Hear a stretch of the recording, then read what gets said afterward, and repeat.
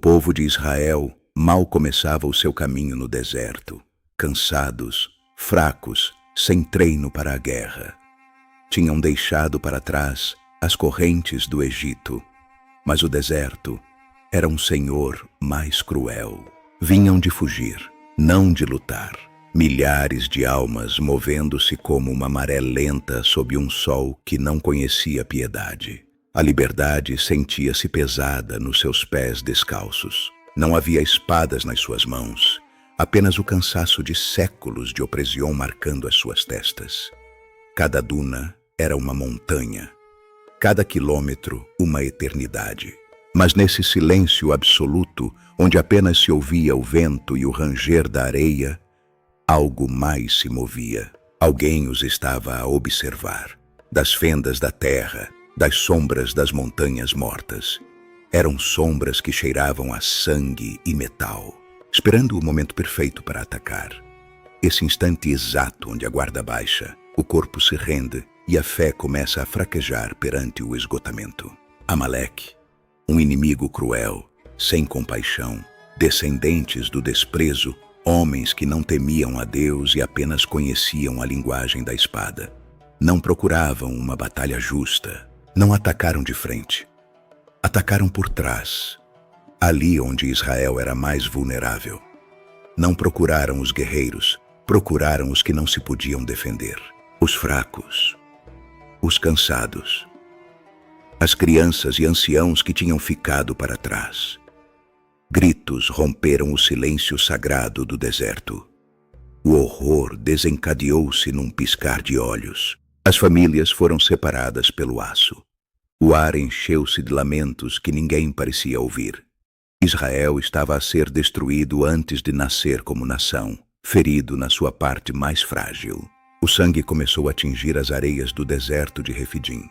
O ataque foi um relâmpago de crueldade que deixou Israel paralisado pelo terror. O caos era total. A esperança parecia ter se afundado na areia ardente. Mas no meio da cinza, algo começava a mudar. Mas entre o pó e o pranto, um novo sentimento começou a arder. O ataque de Amaleque não os destruiria. Forçá-los-ia a tornarem-se o exército de Deus. A guerra tinha começado. Esta era apenas a primeira sombra do conflito. A verdadeira batalha acaba de começar. Moisés compreendeu algo no meio do fumo e do pranto. Isto não era apenas um ataque de salteadores de caminhos. Era uma guerra total contra o espírito do seu povo. E não estavam preparados.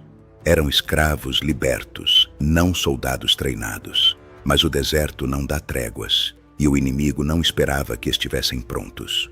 Não havia opção. Era preciso lutar pela sobrevivência. Então chamou Josué, o jovem que não conhecia o medo. A sua ordem foi clara e pesada. Escolhe homens, os melhores que tivermos, e saia a lutar amanhã contra Amaleque. Josué não duvidou. Procurou entre as tribos aqueles com fogo no olhar. Entretanto, Moisés sabia que esta batalha não se ganharia apenas no vale com o aço. Moisés subiria ao topo da colina que dominava o campo de batalha, mas não iria sozinho, nem iria de mãos vazias. Levaria a arma mais poderosa de Israel, com algo na sua mão. A vara de Deus. A mesma que abriu o mar e trouxe água da rocha. O que estava para acontecer no alto daquele monte? Ninguém o podia explicar por meios humanos. Enquanto o exército descia ao vale, o profeta ascendia ao céu. Dois mundos estavam prestes a colidir numa única jornada de sangue e glória. O vale de Refidim, que outrora foi lugar de descanso, tornou-se o vale da decisão. O destino de uma nação inteira dependia do que aconteceria nas próximas horas. Josué olhava para o horizonte. Moisés olhava para o céu.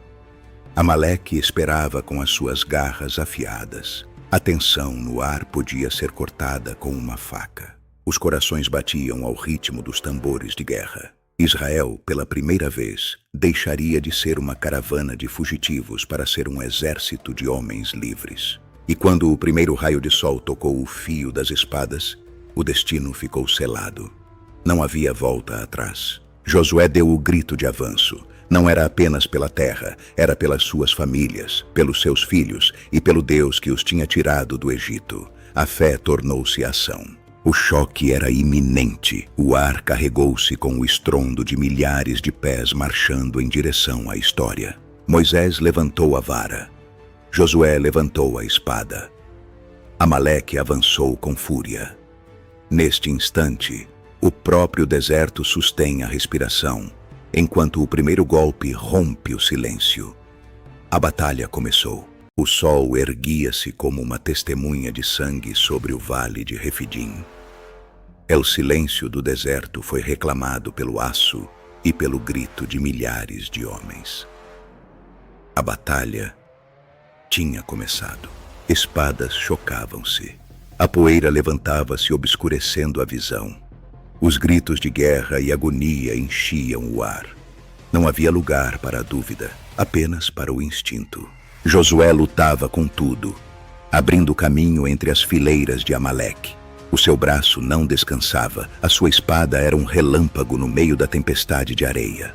Mas no alto da colina, longe do alcance do metal, Moisés levantou as suas mãos, e com elas, a vara de Deus. Nesse momento, algo além do físico mudou no campo de batalha. E algo mudou. Israel começou a avançar com uma força que não era sua. Amaleque recuava.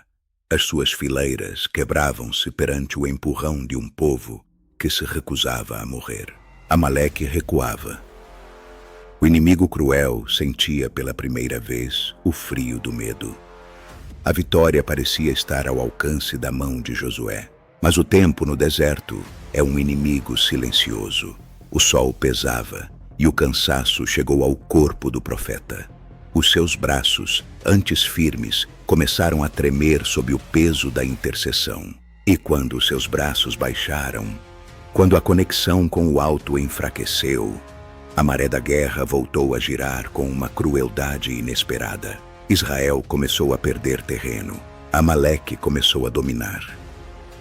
Os gritos de triunfo do inimigo voltaram a ecoar.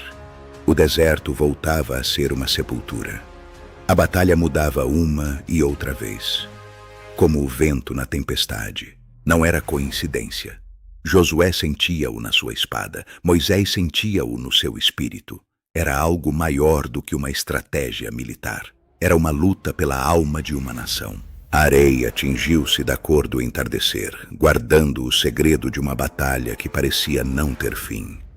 O esgotamento era total. A derrota era uma sombra que já os tocava. Amaleque fechava-se sobre eles como uma mandíbula de lobo. Israel estava no limite das suas forças. A esperança pendia por um fio fino como o último raio de sol. Moisés não podia mais. Os seus braços eram de pedra. Mas nesse momento de escuridão total, quando tudo parecia perdido, a ajuda chegou.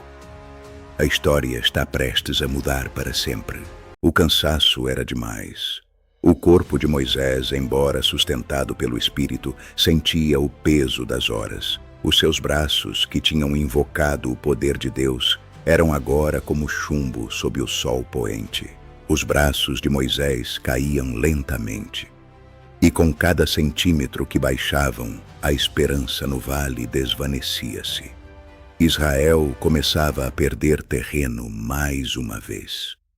A derrota estava a um suspiro de distância. Mas então, quando o desastre parecia inevitável, Arão e Ur correram para ele. Não estavam dispostos a deixar o profeta cair, nem que o seu povo fosse destruído. Sentaram-no sobre uma pedra firme e levantaram os seus braços, um de cada lado, sustentando-os, sem os deixar cair, recordando-nos que ninguém, nem mesmo o maior dos líderes, pode vencer a batalha sozinho. O sol continuava a descer, tingindo de vermelho as areias do deserto. A batalha embaixo rugia com um novo desespero, mas desta vez, o poder lá em cima não oscilava. As suas mãos não baixaram.